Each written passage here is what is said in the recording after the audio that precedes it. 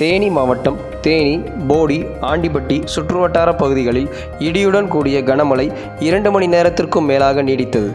தேனி, போடி, ஆண்டிப்பட்டி சுற்றுவட்டார பகுதிகளில் இன்று காலை முதலே வானம் மேகமூட்டமாக காணப்பட்ட நிலையில் மாலையில் இடியுடன் கூடிய கனமழை பெய்தது.